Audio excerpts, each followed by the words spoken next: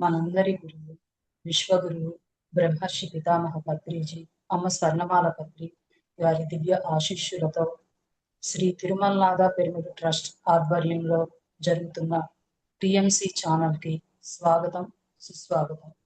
ఈ జూమ్ సెక్షన్లో పాల్గొన్న ఆత్మ బంధువులందరికీ నా నమస్కారం. మనం ప్రతిరోజు ఉదయం 11 గంటలకి జ్ఞానాన్ని పొందుతున్నాము, ధ్యానం చేస్తున్నాము.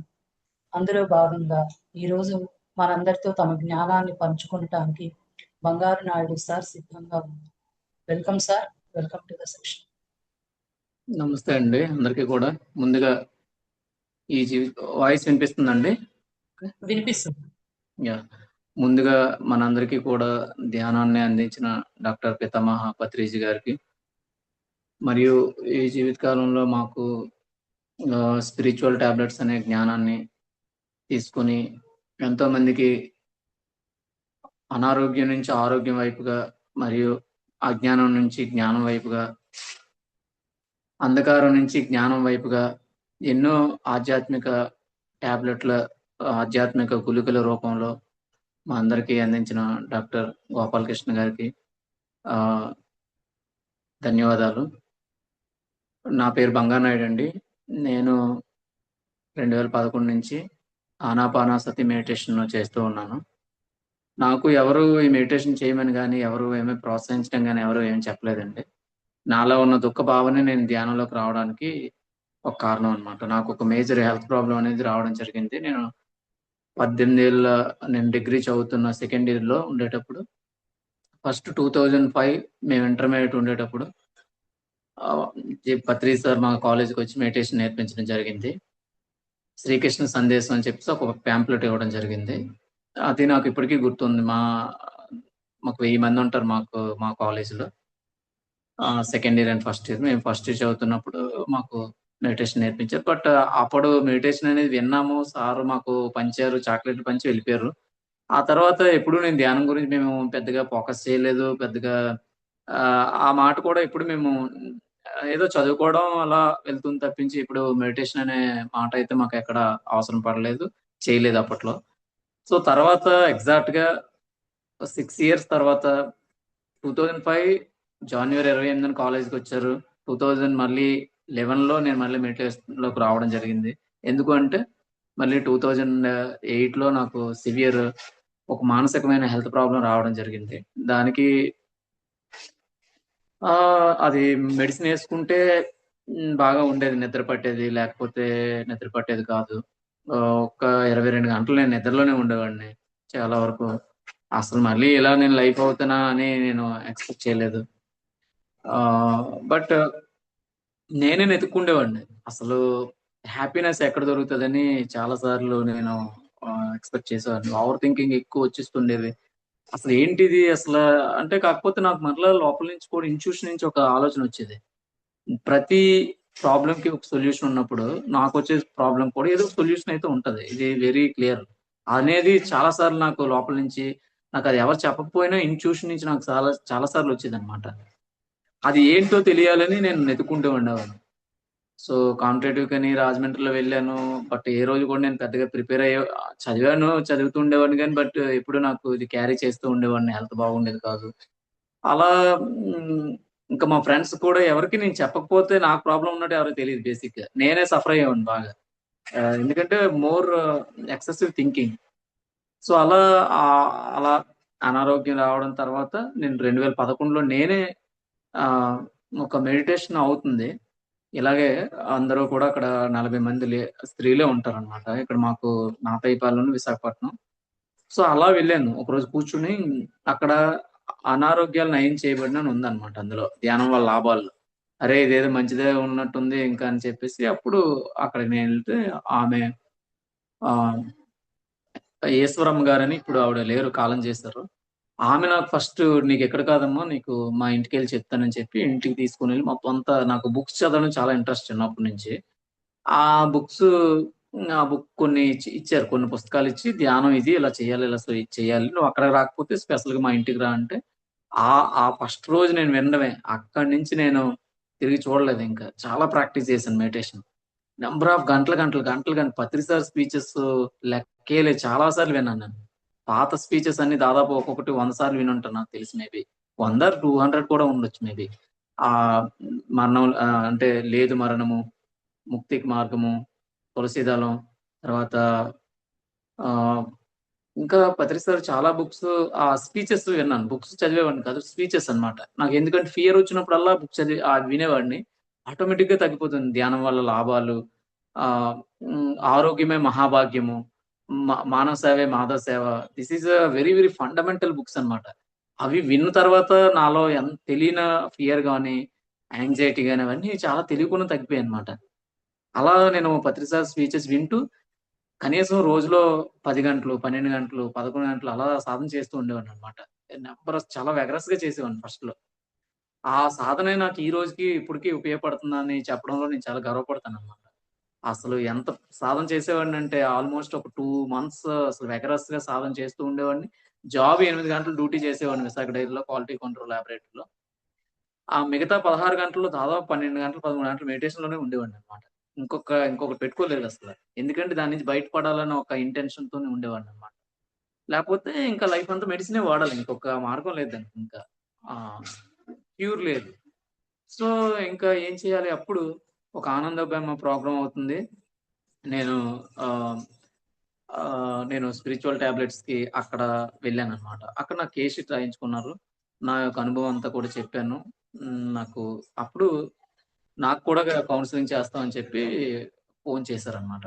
అక్కడ ఇది 2013 నేను స్పిరిచ్యువల్ టాబ్లెట్స్‌కి కనెక్ట్ అవ్వడం. ఆ రోజు నుంచి ఈ రోజు వరకు స్పిరిచ్యువల్ టాబ్లెట్స్‌తో ఎన్నో విషయాలు నేర్చుకున్నాను, తెలుసుకున్నాను.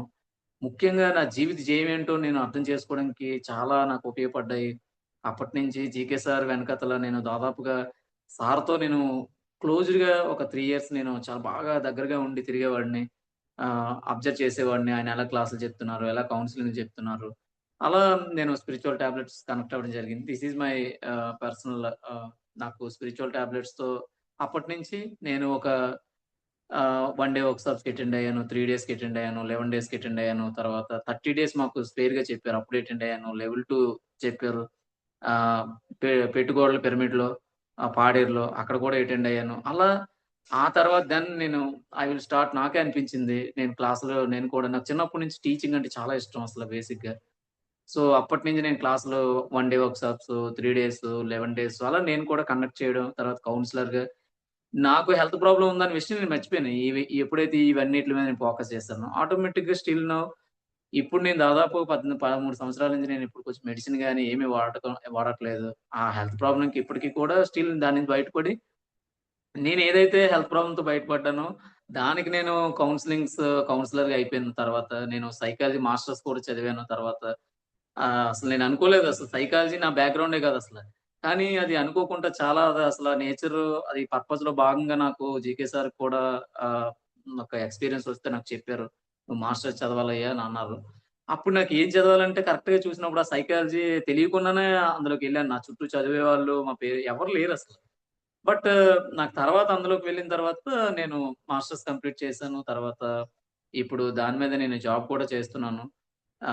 ఓన్‌గా నాకు ఒక నాకే చాలా మంది క్లయింట్స్ ఉన్నారు. వాళ్ళతో నాకు కౌన్సెలింగ్స్, థెరపీస్ ఇవన్నీ చేస్తూ ఉంటాను. ఇది నా బ్రీఫ్ ఇంట్రడక్షన్ అండి. సో, ఇప్పుడు నేను స్పిరిచ్యువల్ టాబ్లెట్స్‌లో క్యాన్సర్ డిపార్ట్‌మెంట్‌లోని, తర్వాత బ్యాక్ పెయిన్ డిపార్ట్‌మెంట్‌లోని, సైకియాట్రీ డిపార్ట్‌మెంట్‌లోని, తర్వాత ఈ పలు డిపార్ట్‌మెంట్‌లో వర్క్ చేస్తూ ఇప్పుడు రీసెర్చ్ డిపార్ట్‌మెంట్‌లో కూడా వర్క్ చేస్తూ ఉన్నాను. సో, ఆహ్, తర్వాత మాకు నిత్యానంద స్వామి పిరమిడ్ అని చెప్పేసి అక్కడ రావులపాలెంలో ఒక ఆశ్రమం ధర్మం ఉంది ఒక పిరమిడ్. దానికి నేను కూడా వన్ ఆఫ్ ద ట్రస్టీగా ఉన్నాను. సో, ఈ మధ్య చికిత్స దానికి పెట్టడం జరిగింది. సో, థాంక్ యూ అండి. సో, ఇప్పుడు ఈరోజు మనం చెప్పుకోబోయే topic signal of the soul. ఇది మనకి గంట సమయం ఉంది. గంటలో మనం అన్నీ బ్రీఫ్‌గా చెప్పుకోలేనప్పటికీ కూడా మనం మాక్సిమం ప్రయత్నిద్దాం. సో, సార్ దీనికి మధ్య సంబంధించి మధ్యలో వాయిస్ రీసెంట్‌గా ఇప్పుడండి వాయిస్ వస్తుందా? ఇప్పుడు ఓకే. ఆ! అంటే నేను రీసెంట్‌గా ఏదో జ్ఞాన సారం అని చెప్పేసి ఒక ఎపిసోడ్ కూడా ఇచ్చాను. ఆ! హలో! సార్ వినిపిస్తుందండి? వాయిస్ లేదు sir. Signal problem. Yes. Signal ఉందండి బానే. ఓకే సార్, ఇప్పుడు ఓకే సార్. ఆ, అంటే ఒక ఎపిసోడ్ కూడా ఇచ్చామన్నమాట ట్రాఫిక్ సిగ్నల్స్ మీద. సో సో కాబట్టి అది కూడా మీరు వినొచ్చు తర్వాత క్లాస్ తర్వాత. సో ట్రాఫిక్ సిగ్నల్స్ ఏంటి అంటే ఇప్పుడు మనం ఈ ఇప్పుడు దాదాపుగా నన్ను జగన్ ఒక 3 సంవత్సరాలు ఎప్పుడు ఇదే చెప్పారు అనమాట. ఈ సంవత్సరం వరకు నీకు ప్రాబ్లం తగ్గిపోయింది కదా. ఇప్పుడు వినిపిస్తుందండి?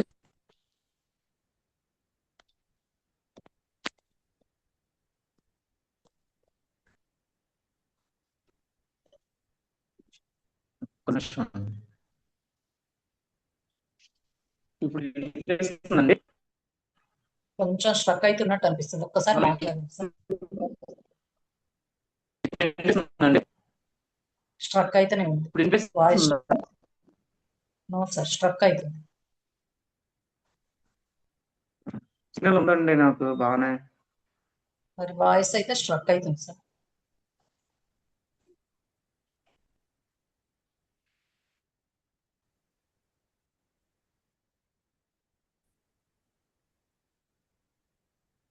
ఒక్కసారి మళ్ళీ రీజాయిన్ అవుతానండి, రీజాయిన్ అవుతాను. Just wait wait. Okay.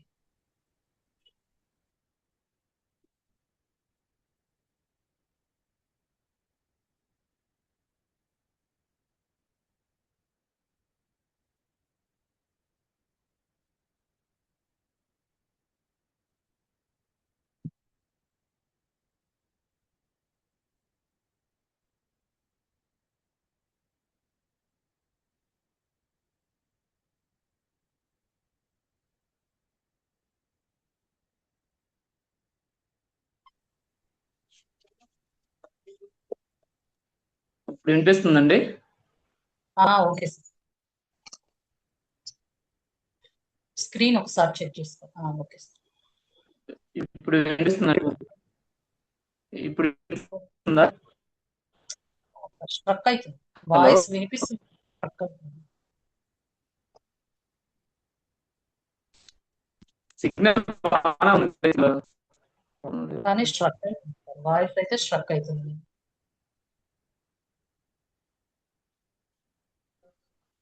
Video చెప్పాలండి, ఆడియో పర్లేదా? వీడియో అంటే రికార్డింగ్ అవుతుంది కదా సార్, వీడియో ఉంటే. ఆడియో ఇస్ ఓకే కదండి, రికార్డ్ చేయమండి ఆడియో ఓకే కదా? Okay sir. సరిగ్గా సార్ వీడియో ఆఫ్ చేసి చూడండి. Okay masters. సిగ్నల్స్ సరిగ్గా లేకపోవడం వల్ల ఇప్పుడు ఓకే సార్, ఇప్పుడు మంచిగానే ఉంది వాయిస్ అయితే. వాయిస్ ఉంటుందండి, అది వీడియో ఆన్ చేసినప్పుడు క్లారిటీ కట్ అయిపోతుంది. స్ట్రక్ అవుతుందా? ఓకేనండి, ఓకేనండి. Traffic signal of the soul అంటే ఏంటంటే దీన్ని మూల ఆధ్యాత్మిక సిద్ధాంతాలని కూడా అంటారండి. సో ఈ మూల ఆధ్యాత్మిక సిద్ధాంతాలు మెయిన్ మనకి ఒక 10 చెప్పడం జరిగింది. అందులో ఏంటంటే మెయిన్ అంటే చెట్టు వేర్లు ఉన్నాయి. చెట్టు వేర్లు మనకు కనిపించవు. చెట్టు ఆకులు, కొమ్మలు అవన్నీ కనబడతాయి. పళ్ళు, ఫలాలు అవన్నీ కూడా పువ్వులు కనబడతాయి. చెట్టు వేర్లు కనిపించవు. ఆ చెట్టు వేర్లు ఎలాగైతే కనిపించకున్నా చెట్టుకి పోషణార్థం ఇస్తాయో, ఈ మూలాధ్యాత్మిక సిద్ధాంతాలు కూడా ఒక ఆత్మకి చాలా బాగా పనిచేస్తాయన్నమాట. సో అలా అన్నమాట. కనిపించవన్నమాట. అన్‌విజిబుల్‌గా ఉంటాయన్నమాట. విజిబుల్‌గా ఉండవు. సో అలా ఈ మెయిన్ ఏంటంటే ఈ ట్రాఫిక్ సిగ్నల్ అప్పుడు 2 అవకాశాలు వచ్చినప్పుడు దేనికి ముందు మనం ఇంపార్టెన్స్ ఇస్తాము? ప్రాపంచికంగా ఇస్తామా? ఆధ్యాత్మికానికి ఇస్తామా? అనేది ఇక్కడ మనకు చాలా ఇంపార్టెంట్ అన్నమాట. సో, ఆ ప్రాపంచికాన్ని, ఆధ్యాత్మికానికి ఇంపార్టెన్స్ ఇచ్చుకుంటూ వెళ్ళడం అనేది ఏదైతే ఉందో, ఈ సిద్ధాంతాలు నేర్చుకోవడం వల్ల మనకి ఈజీ అయిపోద్దన్నమాట. సో, అలా ఏంటంటే ఈ ఫస్ట్ సిద్ధాంతం ఏంటంటే అవకాశం జారవిడవద్దు. అంటే ఏంటి? నేర్చుకోవడానికి, తెలుసుకోవడానికి ఖచ్చితంగా ఏమీ లేదు అని తెలియనంత వరకు ఏ అవకాశాన్ని జారవిడకూడదన్నమాట. అంటే ఇప్పుడు మనకి ఎన్నో రకాల అవకాశాలు వస్తాయి. ఇప్పుడు ధ్యానంలోకి వచ్చిన తర్వాత మనకు ఒక క్లాస్ చెప్పాలని ఒక అవకాశం వస్తది. ఇదే టైంలో మనకి ఇంకొక దగ్గర ఏదో పని పడతదనమాట. అప్పుడు మనం దేనికి ఇంపార్టెన్స్ ఇస్తాం? ఫస్ట్ ఆధ్యాత్మికానికి ఇంపార్టెంట్ ఇవ్వాలి. అది ఈ సిద్ధాంతం చెప్తదనమాట. అంటే అవకాశాలు జారవిడకూడదు. అంటే నేర్చుకోవడానికి, తెలుసుకోవడానికి ఖచ్చితంగా ఏమీ లేదు అని తెలియనంత వరకు ఏ అవకాశాలు కూడా విడిచిపెట్టకూడదనమాట. అంటే ఒకసారి నేను చేసేసాను. ఇంక నాకు అందులో నేర్చుకోవడానికి ఏమీ లేదు అని అనిపిస్తేనే వదలాలి. లేకపోతే అవకాశాన్ని ఎప్పుడు వదలకూడదు. ఆ అవకాశాన్ని వదిలేటట్లు పక్కనే మనకి సలహాలు, సూచనలు ఇచ్చే బద్ధకస్తులు కూడా పక్కనే ఉంటారు. కానీ అది కూడా మనమే సృష్టించుకుందని ఈ సిద్ధాంతం చెప్తదనమాట. "నీకెందుకు లేరా? నీ వల్ల ఎక్కడవుతది? నువ్వు చేయలేవులే" అని చెప్తదనమాట. సో, అలా ఏంటంటే ఇక్కడ అవకాశం జారవిడవద్దంటే ఇక్కడ మళ్ళా 2 రకాల అవకాశాలుంటాయి. ప్రాపంచికమైన అంటే ఐ మీన్ వ్యక్తిగత అవకాశాలు, సామూహిక అవకాశాలని 2 ఉంటాయన్నమాట. వ్యక్తిగత అవకాశాలంటే ఏంటి? మనం ధ్యానం చేసుకోవడం, మనం స్వాధ్యాయం చదువుకోవడం, మనం కళలు నేర్చుకోవడం, మనం సంగీతం నేర్చుకోవడం ఇవన్నీ వ్యక్తిగత అవకాశాల్లోకొస్తాయి. సామూహిక అవకాశాలంటే ఏంటి? ఒక పెద్ద పిరమిడ్ కన్‌స్ట్రక్షన్ చేయడం, ఒక ఒక శాకాహార ర్యాలీ ఏర్పాటు చేయడం, ఒక బుక్ క్లబ్ ఏర్పాటు చేయడం. ఇలా ఎన్నో రకాల అంటే ఈ సామూహికమైన సమూహాలు అంటే ఐ మీన్ ఒక ఎంఎంఎస్ ఏర్పాటు పెద్ద పెద్ద క్లాస్‌లు అరేంజ్ చేయడము. తర్వాత ఒక గ్రూప్‌ని అడ్రెస్ చేయడము, ఒక పిరమిడ్ కన్‌స్ట్రక్షన్ చేయడము. ఇలాంటివన్నీ సామూహికమైన అవకాశాలనమాట. ఈ అవకాశాలు ఏ అవకాశం వచ్చినా మనం జారవిడకూడదనమాట. ఎప్పుడు ఏ రకమైన అవకాశం మన జీవితంలోకి అంతర్భాగంగా వచ్చిందనుకోండి, వెంటనే మనం దాన్ని టేకప్ చేయాలి. అప్పుడు నా వల్ల ఎక్కడవుతది? నేను చేయలేను కదా! నాకెవరు తోడు లేరు. మన చుట్టుపక్కల ఎవరు లేరని మనం అనుకోని దాన్ని వదిలిపెట్టకూడదనమాట. అవకాశాన్ని ఇంకోళ్ళ చేతుల్లోకెళ్ళిపోద్ది. అది మనం ఎప్పుడు కూడా అంటే మనకేమనిపిస్తది ఇప్పుడు ఒక పెద్ద పిరమిడ్ కట్టాలని మనకొక ఆలోచనొచ్చిందనుకోండి. ఒక అవకాశం నువ్వు అంటే ఐ మీన్ మనం అక్కడ ఉండాలని వచ్చింది. మనం ఏమనుకుంటాం? అమ్మో! నా వల్ల ఎక్కడవుతది? నేనేం చేయగలనని అనుకుంటాం. కానీ ఈ సిద్ధాంతం ఏం చెప్తది? అవకాశం జారవిడవద్దు. నువ్వు చేయవలసింది ఎంతుందో, నీ పాత్ర ఎంతుందో అది నువ్వు నిలబడితే మిగతా కార్యక్రమం అంతా కూడా హ్యాపీగా అయిపోద్దని చెప్తదనమాట. అంటే ఇక్కడేంటి శరీరము, మనస్సు, బుద్ధి, ఆత్మ అని 4 కలయికే మనం అన్నమాట. ఇక్కడ శరీరము, మనస్సుతోని మనం ఆలోచించి, బుద్ధి, ఆత్మ స్థాయి నుంచి మనం అర్థం చేసుకోలేకపోతే ఈ సిద్ధాంతాలు మనకు అర్థం కావు. చాలా కష్టం అన్నమాట. కాబట్టి ఇక్కడ మనకి ఎవరు ఏ రకంగా ఒకవేళ అంటే ఐ మీన్ కష్టంగా ఉన్న దాంట్లోనే ప్రయాణించడమే ఆధ్యాత్మికత అని ఈ సిద్ధాంతం చెప్తదనమాట. అంటే ఇప్పుడు మనకి సింపుల్‌గా ఉన్నవి బాగా అలవాటైపోయినవి మనం బాగా చేస్తూ వెళ్ళిపోతూ ఉంటాం. కానీ ఈ సిద్ధాంతం ఏం చెప్తదంటే మీకొక అవకాశం వచ్చింది. అది చాలా కష్టంగా ఉంటది. అక్కడి నుంచి వెళ్ళిపోకూడదని చెప్తదనమాట. మనం ఏం చేస్తాం మామూలుగా అయితే కష్టంగా ఉందంటే మనం దాంట్లోకి వెళ్ళడానికి ఇష్టపడం. ఎందుకు? మన మైండ్ లేయర్‌లో ఉండిపోయి కష్టంగా ఉన్న దాంట్లోకి ఎవరు ఇష్టపడరు సహజంగా చెప్పాలంటే. కానీ ఈ సిద్ధాంతం ఏం చెప్తుందంటే కష్టంగా ఉన్న దాంట్లోనే ప్రయాణించాలి. అదే నిజమైన ఆధ్యాత్మికత అని చెప్తదనమాట. ఆ కష్టంగా ఉన్న దాంట్లో అంటే ఏంటి? ఆ కష్టంగా ఉండడం అంటే అక్కడ మనం ఎన్నో గుణాలు నేర్చుకుంటాం అనమాట. ఎందుకు అంటే మనలో ఉన్న గుణాల సముదాయమే భగవంతుడనమాట. అంటే ఓర్పు గాని, సహనం గాని మనకు చాలా టఫెస్ట్ జాబులు మనకు ఎదురవుతూ ఉంటాయి. వాటిల నుంచి మనం పారిపోకూడదనమాట. వెంటనే అక్కడ నిల్చొని ఇక్కడ నేను ఈ సంఘటన నుంచి ఏం నేర్చుకోవాలి? ఏం తెలుసుకోవాలి? అని మనం గాని అనుకుంటే, మన సమస్య నుంచి చాలా వరకు మనకు సమస్యకి పరిష్కార మార్గాలు దొరుకుతాయన్నమాట. మనం అక్కడి నుంచి వెళ్ళిపోయామనుకోండి, ఆ సమస్యను జార విడిచినట్టు లెక్కనమాట. అవి మరలా వస్తూనే ఉంటాయి మన జీవితంలో. అదనమాట. అందుకే వ్యక్తిగత అవకాశాలు, సామూహిక అవకాశాలు. భాషలు నేర్చుకోవడం, కళలు నేర్చుకోవడం, సంగీతం నేర్చుకోవడం, సాధన చేసుకోవడం, ఇవన్నీ వ్యక్తిగతమైన అవకాశాలు. ఈ అవకాశాలు ఏవి కూడా మనకి ఇప్పుడు నాకు ఈరోజు క్లాస్ చెప్పడానికి ఇది ఒక అవకాశం వచ్చింది. ఈరోజు నాకు సెలవు. నార్మల్‌గా అయితే ఇంకో దగ్గరికెళ్ళొచ్చు. బట్ ఇది అవకాశం వచ్చింది కదా! థిస్ ఈస్ కాల్డ్ ఇవి ఏమంటారు? సామూహిక అవకాశం అన్నమాట. అంటే నాకు తెలిసిన జ్ఞానాన్ని 10 మందికి ఎక్స్‌ప్లెయిన్ చేయడానికి తెలియపరచడానికి అదొక అవకాశం అన్నమాట. అందులో భాగంగానే నేను ఈ క్లాస్ తీసుకున్నాను. ఫర్ ఎగ్జాంపుల్ చెప్తున్నాను. అలా ఇవి అవకాశాలంటే ఎన్నో రకాల అవకాశాలు. వ్యక్తిగతమైన అవకాశాలు, సామూహికమైన అవకాశాలు. ఆ అవకాశాలను ఎప్పుడు కూడా వదులుకోకూడదన్నమాట. సో, ఇది ఫస్ట్ సిద్ధాంతం. ఇంకా మీకు బుక్‌లో చాలా ఎలాబొరేట్‌గా ఉంటది. మనకు చాలా ఈ టైం సరిపోదన్నమాట అందువలన. సో, తర్వాతేంటంటే, నీలో నించేసుకునే శక్తి లేకుండా నీకు ఏ కోరిక ఇవ్వబడదు. ఇది రెండో సిద్ధాంతం అన్నమాట. అంటే ఏంటి? ఇందాకది సేమ్ ఇది ఒకలాగే ఉంటాయి. కానీ ఒకటి మాత్రం కాదు. నీలో నిజం చేసుకునే శక్తి లేకుండా ఏ కోరిక అంటే మనకి చూడండి చాలా రకాల కోరికలొస్తూ ఉంటాయి. అంటే ఇందులో మళ్ళీ వ్యక్తిగతమైన కోరికలు. అంటే ఏంటి? భాషలు నేర్చుకోవాలి, కళలు నేర్చుకోవాలి, సంగీతం నేర్చుకోవాలి, లేకపోతే ఒక పిరమిడ్ కట్టాలని, లేకపోతే ఒక శాకాహార ర్యాలీ కండక్ట్ చేయాలని, లేకపోతే ఒక బుక్ క్లబ్ కండక్ట్ చేయాలి, ఒక కేర్ సెంటర్ రన్ చేయాలి. ఇలాంటి ఆలోచనలు ఎన్నో వస్తాయి. కానీ మనం వెంటనే ఏమనిపిస్తది మనకి? మన దగ్గర డబ్బులు లేవు కదా! మన దగ్గర ఎవరి సపోర్ట్ లేదు కదా! అని మనం అనుకోని పక్కకెళ్ళిపోతే మన కోరికలు అంటే అంటే నీలో నిజం చేసుకునే శక్తి లేకున్నా నీకు ఏ కోరిక ఇవ్వబడదనమాట. నీలో నిజం చేసుకునే శక్తి, సామర్థ్యం నీ లోపల ఉంటేనే నీ కోరిక ఇవ్వబడతది. అది మనం అర్థం చేసుకోవాలి. ఇక్కడ మరలా 4 రకాలైన కోరికలుంటాయి. శారీరకమైన కోరికలు, మానసికమైన కోరికలు, బుద్ధిపరమైన కోరికలు, ఆత్మపరమైన కోరికలు. అంటే ఏంటి? ఒక్కొక్కసారి మనకు బాగా ఈ రోజంతా మెడిటేషన్ చేయాలని వచ్చిందనుకోండి. ఖచ్చితంగా మనం చేయగలం.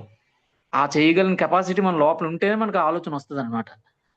దాన్ని మనం ఖచ్చితంగా ఒక పేపర్ మీద రాసుకొని, నేను చేయగలను, చేయగలను కాన్ఫిడెన్స్‌తో అలాగా ఎప్పుడైతే మనం ఒక నెవర్ గివ్ అప్ అంటే విడిచిపెట్టకుండా ఆ సూత్రాన్ని అలాగా మైండ్‌లో క్యారీ చేస్తే ఆటోమేటిక్‌గా మనం చేయగలుగుతాం. ఆ చేయగలిగే సపోర్ట్ చేసే మనుషులు, పరిస్థితులన్నీ మనకొచ్చేస్తాయి. ఇప్పుడు మన దగ్గర చూడండి ఎవరో ఒకరు కొత్తగా ధ్యానంలోకొచ్చారు. 2 డేసో, 4 డేస్ అయింది. వాళ్ళకి నాకు పెద్ద పిరమిడ్ మా ఊర్లో కట్టిస్తే బాగుండని వచ్చిందనుకోండి. వెంటనే మనం ఏం చెప్పాలి? ఈ సిద్ధాంతం వాళ్ళకి నేర్పించాలి. నీలో నిజం చేసుకునే శక్తి లేకున్నా నీకు ఏ కోరిక ఇవ్వబడదు. నువ్వు చేయగలవు. చేయగలిగిన శక్తి నీలో ఉందని చెప్పాలి. అంతేగాని నువ్వు కొత్తగా వచ్చావురా నీకేం తెలీదురా అని మనం అలా చెప్పకూడదనమాట. నీలో నిజం చేసుకునే శక్తి ఉంది. సామర్థ్యం ఉంది. ఈ సిద్ధాంతాన్ని నువ్వు ఒక 40 డేస్ చూడు. అప్పుడు చూస్తే ఏమవుతది? పిరమిడ్ కట్టే మనుషులు, పిరమిడ్‌కి సంబంధించి హెల్ప్ చేసేవాళ్ళు అందరూ ఆటోమేటిక్‌గా మన దగ్గరికొస్తారనమాట. ఎందుకు? మనం ఈ సిద్ధాంతాన్ని మనం ప్రతిరోజు ప్రాక్టీస్ చేయడం వల్ల అన్నమాట. చూడడం వల్ల, మాట్లాడుకోవడం వల్ల, మనసులో మననం చేసుకోవడం వల్ల అన్నమాట. చాలా వరకు పిల్లలు కూడా ఎగ్జాంపుల్ చిన్నప్పుడు ఐఏఎస్ చదువుతానని ఎవరో అంటారనమాట. "ఒరేయ్! నీ వల్ల ఎక్కడ అవుతదిరా? మన కుటుంబంలో ఎవరు ఐఏఎస్ చదివినోళ్ళు లేరు. లేకపోతే మన దగ్గర డబ్బులు లేవు. నీకంత సామర్థ్యం లేదు." మనం సింపుల్‌గా అనేస్తాం. కానీ నో. ఈ సిద్ధాంతం ఏం చెప్తదంటే, నీలో వచ్చే ప్రతి కోరిక వెనకాల నిజం చేసుకునే శక్తి కూడా నీ లోపల ఉంది. అది మనం అర్థం చేసుకొని, దానికి ఎక్కువ మనం ఇంపార్టెన్స్ ఇస్తూ, మన యొక్క వ్యక్తిగతమైన కోరికల్ని, సామూహికమైన కోరికల్ని నెరవేర్చుకుంటూ ఉండాలన్నమాట. అది మనకి మనం చేయగలం. చేయగలం కాబట్టి మన నోటీస్‌లోకొస్తున్నాయి. ఇప్పుడు మీకు ఇలాంటివి ఏవైనా రావచ్చు. ఫర్ ఎగ్జాంపుల్ మీ లోపల పిరమిడ్ పార్టీ ఆఫ్ ఇండియాకి నేను వర్క్ చేయాలని మీకొచ్చిందనుకోండి. అమ్మో! నేనెలా చేయగలను? నాకెవరు తెలీదు కదా! దానివల్ల నేనెలా చేయగలను? ఎవరు సపోర్ట్ లేదని మనం అనుకోకూడదు. ఈ సిద్ధాంతాన్ని రోజు మనం చూస్తే, ఆ పిరమిడ్ పార్టీ ఆఫ్ ఇండియాకి సంబంధించిన మనుషుల్ని మనం ఆటోమేటిక్‌గా లా ఆఫ్ అట్రాక్షన్ నుంచి అట్రాక్ట్ చేసుకుంటాం. ఎందుకు? మీకు ఈ ఆలోచన వచ్చింది కాబట్టి. అలా ఈరోజు మనకొచ్చిన పెద్ద పెద్ద పిరమిడ్‌లొచ్చాయంటే ఈ సిద్ధాంతాల నుంచే నడుస్తున్నాయి. ఆ సిద్ధాంతాల నుంచే. లేపోతే ఇంత పెద్ద పిరమిడ్‌ని ఎలా కట్టగలుగుతున్నారు? మన దగ్గర ఏమైనా ఫండ్స్ ఉన్నాయా పీఎస్ఎస్ మూవ్‌మెంట్‌లో? కానీ మరి ఇంతలాగా అంత పెద్ద పెద్ద వర్క్ షాప్స్ గాని పిరమిడ్ వ్యాలీ ఇంటర్నేషనల్ ఉంది. అది ఈ మొన్న నేనెళ్ళినప్పుడు మాకు చెప్పారు. మేము ఎంఎంఎస్‌కెళ్ళాం. ఎవ్రీ మంత్ 35,00,000 ఖర్చవుతుందట దాని మెయింటెనెన్స్‌కి. మరి 35,00,000 ఎక్కడి నుంచి వస్తున్నాయి మరి? ఒక వ్యక్తి ఆలోచన చేశారు. ప్రపంచానికి ఇది చాలా ఉపయోగపడాలి అని చెప్పి. ఆ ఆలోచనే ఆటోమేటిక్‌గా ఆ నిజం చేసుకునే సత్తా, కోరిక అన్నీ ఇప్పుడు ఈ రోజు అది ఇంటర్నేషనల్ హెడ్ క్వార్టర్ అయిపోయింది కంప్లీట్‌గా పీఎస్ఎస్ఎం మూవ్‌మెంట్‌కి. ఈవెన్ కట్టాలు కూడా. ఈవెన్ ఇంకా రాజమండ్రిలో పెద్ద పిరమిడ్ ఉంది. అది కూడా అంతే. ఇవన్నీ ఎలా అవుతున్నాయి? మనలో నిజం చేసుకునే శక్తి లేకుండా మనకి ఏ కోరిక ఇవ్వబడదు. ఎవరికో ఒకరికి కోరికొస్తది ఆటోమేటిక్‌గా. అది నిజం చేసుకునే శక్తి కూడా వాళ్ళ లోపలే ఉంటది. మనం కొత్తగా వచ్చారు కదా! లేకపోతే చిన్నవాళ్ళు కదా! లేకపోతే మనకు తెలియనప్పుడు ఫర్ ఎగ్జాంపుల్ మనకి విదేశాలకెళ్ళి ధ్యానం చెప్పాలని ఆలోచనొచ్చిందనుకోండి. వెంటనే మనం భయపడిపోకూడదనమాట. విదేశాలకెళ్ళే జ్ఞానం ఆ యొక్క కెపాసిటీ, ఆ యొక్క ఆత్మస్థైర్యం కూడా మన లోపల ఉంటాయి. ఉన్నాయన్న విషయం మనం ఎప్పుడు చూడం అంతే తేడా. ఈ సిద్ధాంతాన్ని మనం అర్థం చేసుకుంటే అప్పుడు మనకు అవకాశాలు ఆటోమేటిక్‌గా రావడం స్టార్ట్ అవుతాయి. ఇంగ్లీష్ నేర్చుకుంటే ఆ నెదర్‌లాండ్స్‌లో ఎవరో ఉన్నారంటే, ఆ నెదర్‌లాండ్స్ కూడా మనం వెళ్ళిపోతాం. ఎలా వెళ్ళిపోతాం కూడా మనకు తెలీదు. డబ్బులు కూడా మన దగ్గర ఉండవు. పాస్‌పోర్ట్ అన్నీ జనరేట్ అయిపోతాయి. ఈ సిద్ధాంతాన్ని మనం నమ్మాలి అంతే. దీన్ని మనం విశ్వసించాలి. నాలో నిజం చేసుకునే కోరుకుంటేనే నాకొస్తది. డెఫినెట్‌గా నాలో వచ్చిందంటే నేను చేయగలను అని మీరు కూర్చుంటే అప్పటికప్పుడు అవ్వకపోవచ్చు. 2 ఇయర్స్ పట్టొచ్చు, 3 ఇయర్స్ పట్టొచ్చు, 4 ఇయర్స్‌లోనే వెళ్తారు. కానీ ఖచ్చితంగా వెళ్ళగలుగుతారు. వెళ్ళగలుగుతారు కాబట్టే మీకు ఈ ఆలోచనలోకొస్తాయి. అది చాలా ఇంపార్టెంట్. మనకు చాలా వరకు ఏంటంటే మనలోకొచ్చే ఆ ప్రతి ఆలోచన వెనకాతల నిజం చేసుకునే శక్తి కూడా మన లోపల ఉంది. ఇది నేను చెప్పింది కాదు. రిచర్డ్ బ్యాక్ అనే సైంటిస్ట్ చెప్పినటువంటి మహాపరిసత్యాలు అనే పుస్తకం నుంచి తీసుకోబడ్డాయి ఇవన్నీ కూడా. వీటిని మీరు ప్రాక్టీస్ చేసి చూడండి ఈ సిద్ధాంతాన్ని. మీరు మనకి చాలా వండర్‌ఫుల్ అద్భుతాలొస్తాయి. కాన్ఫిడెన్స్ పెరిగిపోద్ది ప్రతి విషయంలో కూడా. సో పెద్ద పెద్ద ఇప్పుడు శాకాహార ర్యాలీ మహాసభలు పెడుతున్నారు. 2 కోట్లు ఖర్చు అవుతుంది. ఎక్కడి నుంచి వస్తాయి అసలు? ఆ శ్రీనివాస్ గారు ఒక్కరుగా నిలబడ్డారు అంతే. శాకాహార ర్యాలీ ప్రపంచం అంతా చెయ్యాలి అంతే. అది ఎలా జరుగుతుందంటే ఈ సిద్ధాంతం మీద ఆధారపడి జరుగుతుంది. దీని వెనకాతల దీని అప్లికేషనే అవన్నీ కూడా. అంటే ఆయనలో వచ్చే కోరిక ఏదైతే బలంగా ఉందో అదే మిగతావన్నీ నడిపిస్తున్నాయి. ఆ కార్లకి ఎవరు డబ్బులు ఇస్తారా, ర్యాలీలకి ఎవరు డబ్బులు ఇస్తారా అవన్నీ తర్వాత సంగతి. అవన్నీ మన చేతుల్లో లేవు. యూనివర్స్ ఆటోమేటిక్ గా ట్రావెల్ చేయిస్తూ ఉంటది. కానీ ఈ కోరిక మాత్రం మనదై శైలిలో మనకి యూనివర్స్ నుంచి మనకి ఇవ్వబడుతుంది, హయ్యర్ సెల్ఫ్ నుంచి. అది మనం అర్థం చేసుకోవాలన్నమాట. ఎవరిమైనా చిన్నవాళ్ళైనా పెద్దవాళ్ళైనా ధ్యానంలో ఒక 2 సంవత్సరాలైనా 1 సంవత్సరం ఎవరు ఎనీ వన్ అంటే మనం అర్థం చేసుకోవాల్సింది మనలో వచ్చిన ప్రతి కోరిక వెనకాల నిజం చేసుకునే శక్తి సామర్థ్యం కూడా మన లోపల ఉన్నాయని గట్టిగా బలంగా విశ్వసించాలన్నమాట. అప్పుడు మనం ఏ పనైనా చేయగలుగుతాం ఈజీగా. ఎంత పెద్ద పిరమిడ్లకైనా మనం దాన్ని సపోర్ట్ చేయగలుగుతాం. ఇప్పుడు న్యూటన్ సారు 200 ఎకరాల్లో అంత పెద్ద చేశారంటే ఆయన థాట్ తో అదంతా కంప్లీట్ చేశారు. క్వాంటమ్ లైఫ్ యూనివర్సిటీ వచ్చిందంటే ఆయనలో నిజం చేసుకో ఆయనకి ఎప్పుడో చిన్నప్పటి నుంచి అలాంటి యూనివర్సిటీ పెట్టాలని ఉందంట. అదే ఆయనలో నిజం చేసుకునే శక్తి ఉంది. దానికి అనుగుణంగా ఆయన వర్క్ చేశారు. ఆటోమేటిక్ దాన్ని రీచ్ అయిపోయారనమాట. సో అలా జిగే గారు కూడా అంతే. ఆయనకు ఒకే అన్ని మెడిసిన్లకి ఒకే మందు ఇవ్వాలని ఉండేదంట ఆయనకి. ఇప్పుడు స్పిరిచువల్ టాబ్లెట్స్ ధ్యానం అనే మందును పట్టుకున్నారు అంతే. ఈ ప్రపంచం అంతా కూడా అందరికీ కూడా ఈ రోజు వెళ్తుంటారంటే ఈ సిద్ధాంతం ప్రకారంగా. ఇలాంటి కొన్ని వందల లక్షల ఎగ్జాంపుల్ చెప్పొచ్చు మనం. ప్రతి ఒక్క పిరమిడ్ మాస్టర్ దీని మీదే నడుస్తున్నారు చెప్పాలంటే. మన దగ్గర ఏం ఫండ్స్ ఉండవు. మన దగ్గర ఏమై ఉంటదంటే ఆత్మవిశ్వాసం, ఆత్మస్థైర్యం, ఆత్మ జ్ఞానం లోపల అది ఉండి దాని మీద నిల్చుని పోతారు అంతే. ఆటోమేటిక్ గా పనులు అయిపోతాయి. అది ఎలాగవుతాయి ఎవరికీ తెలియదు అసలు చెప్పాలంటే. అది యూనివర్స్ మన పర్పస్ లో ప్లాన్ లో భాగంగా జరుగుతూ ఉంటాయి అన్నమాట అవి. అరే ఎలాగైపోయిందిరా ఈవిడ చాలా మంది స్త్రీలు ఒక్కరే నిలబడి పిరమిడ్ కట్టారు అంటారు. ఎలా నిలబడి అలా జరుగుతుంది అది? ఆమెలో నిజం చేసుకునే శక్తి సామర్థ్యం ఆ లోపల ఉన్నాయి ఆవిడకి. అందుకనే ఆవిడ ఒక్కరిగా నిలబడితే ఆ మిగతాదంతా అయిపోద్ది. ఈ క్లాస్ కూడా ఇలాగే జరుగుతుంది సేమ్. ఎవరికో ఒకరికి అనిపిస్తుంది ఇలాంటి జ్ఞానం 10 మందికి అందించాలని. ఆ కోరికతోనే అది ఆటోమేటిక్ గా ఆ కోరికే ఇతరులను ఆకర్షిస్తుంది అనమాట మనల్ని ఆటోమేటిక్ గా. ఆటోమేటిక్ గా టిఎంసి ద్వారా ఎంతో మంది జ్ఞానం అందించాలని ఒక ఆలోచన ఏదైతే కోరిక డిజైర్ ఉందో, స్ట్రాంగ్ డిజైర్, ఆ డిజైరే ఈ రోజు క్లాసులు జరగడానికి కారణాలు అనమాట. అదే ఈ సిద్ధాంతం చెప్తుంది అనమాట. మరి వాళ్ళు ఆ రోజు అమ్మో నాకు వచ్చింది నాకెందుకులే అని వదిలిస్తే ఈ రోజు మరి ఇంత జ్ఞానం అందదు కదా మరి. So that is the example అనమాట. నెక్స్ట్ మనలో మూల జ్ఞానమే మన బాధలకు కారణం. అంటే మనలో నిజం చేసుకునే శక్తి లేకుండా అంటే మనలో మూల అజ్ఞానం మన బాధలకు కారణం అంటే ఇక్కడ బాధలు అంటే తాపత్రయాలు అంటాం. తాపత్రయం అంటే 3 రకాల తాపత్రయాలు ఉంటాయి. తాపం అంటే బాధ, త్రయం అంటే 3. అంటే ఇక్కడ ఆధ్యాత్మిక తాపం, ఆది దైవిక తాపం, ఆది భౌతిక తాపం, ఆది దైవిక తాపం. ఆధ్యాత్మిక తాపం అంటే ఏంటంటే మనకొచ్చే 90% కష్టాలు ఆధ్యాత్మిక శాస్త్రం తెలుసుకోలేకపోవడం వల్ల వచ్చే కష్టాలే. నేనంటే శరీరము, నేనంటే ఆత్మ అని తెలుసుకోలేకపోవడం వల్ల వచ్చే కష్టాలు. మనకొచ్చే 90% ఆ కష్టాలే. మన యొక్క పొటెన్షియల్ తెలుసుకోలేకపోవడం వల్ల, మన జీవితజీవం ఏంటో అర్థం చేసుకోలేకపోవడం వల్ల, అసలు మనం ఎందుకు పుట్టామో మనకు తెలియలేకపోవడం వల్ల, మన యొక్క శరీరం యొక్క పవర్ తెలుసుకోలేకపోవడం వల్ల, మన మైండ్ పవర్ మనకు అర్థం చేసుకోలేకపోవడం వల్ల.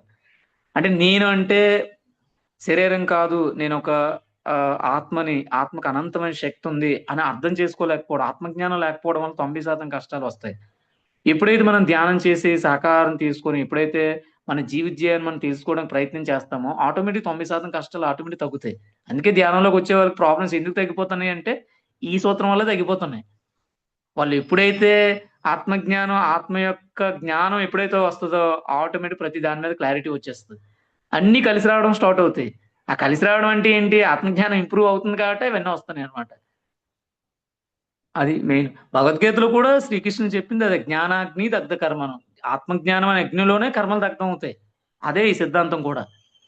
తర్వాత ఏంటంటే ఆది భౌతిక తాపం. అంటే ఏంటంటే 9% కష్టాలు మనకి ఏంటంటే మన పర్పస్ తెలుసుకోలేకపోవడం వల్ల, జీవహింస మహాపాపము అని తెలియకపోవడం వల్ల, చాలా మందికి అది తెలియకపోవడం వల్ల ఆ జంతువులను తింటూ హింసిస్తూ వాటి యొక్క పాప కర్మలు అలా ఉండిపోవడం వల్ల వాళ్ళు ఇప్పటికీ కూడా తెలుసుకోలేకపోవడం వల్ల ఎంతో కర్మకు లోనవుతూ ఉంటారన్నమాట. ఆ పర్పస్ ఏంటో తెలియకుండా అలా ఉండిపోయి జీవితాన్ని జీవిస్తూ ఉంటారన్నమాట. అది 9% కష్టాలు మన జీవితజీవం తెలుసుకోలేకపోవడం వల్ల. మనం ఎందుకు పుట్టామో మనకంటూ పర్పస్ ఉంటది ప్రతి ఒక్కరికి. ఆ పర్పస్ ని మనం రియలైజ్ అవ్వాలి. ఎలా? ధ్యానం ద్వారా, స్వాధ్యాయం ద్వారా, సజ్జన సాంగత్యం ద్వారా. అది మనం ఎప్పుడైతే మనం మెరుగుపరుచుకుంటామో ఆటోమేటిక్‌గా మన పర్పస్ తెలిసి ఆది భౌతిక తాపం నుంచి కూడా బయటపడతాం అన్నమాట. లాస్ట్ ఒక్క శాతం పర్సెంటేజ్ ఏంటంటే ప్రకృతి వైపరీత్యాలు. అంటే ఏంటి? పిడుగులు పడడం, సునామీలు, ఆహ్, భూకంపాలు, కరోనాలు ఇలాంటివన్నీ ఇవి ఒక్క శాతం ఎప్పుడు కూడా యూనివర్స్ మనకు సపోర్ట్ చేస్తూనే ఉంటదన్నమాట. ఈ ఒక్క శాతం మనల్ని ఎప్పటికప్పుడు మన పొజిషన్‌ని ఆత్మజ్ఞానంలో యొక్క పొజిషన్ మార్చుతూ ఉంటది ఆత్మజ్ఞానం ఎప్పుడు గూడా. ఆ ఒక్క పర్సెంటేజ్ ఆత్మజ్ఞానికి ఎప్పుడు ఇబ్బందుండదు. మిగతా వాళ్ళందరికి ఇబ్బంది పెడతది. మనల్ని ఇబ్బంది పెట్టదు.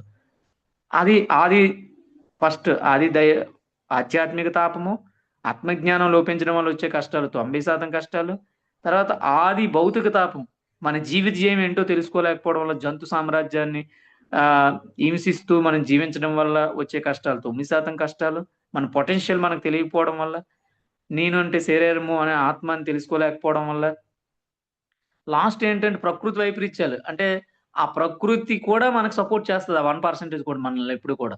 అది దైవిక తాపం అంటాం అన్నమాట. ఈ 3 తాపాల నుంచి ఎప్పటికప్పుడు మనల్ని మనం ఆత్మజ్ఞానం పెంచుకుంటూ ఉన్నప్పుడు మాత్రమే మనం అజ్ఞానం నుంచి జ్ఞానం వైపు వెళ్ళగలుగుతాం. అంటే ఫర్ ఎగ్జాంపుల్ చూడండి. ఈ సిద్ధాంతం అప్లికేషన్ మాట్లాడితే ఇప్పుడు మనం ఒక డ్రింకర్ ఉన్నారు ఒక ఇంట్లో.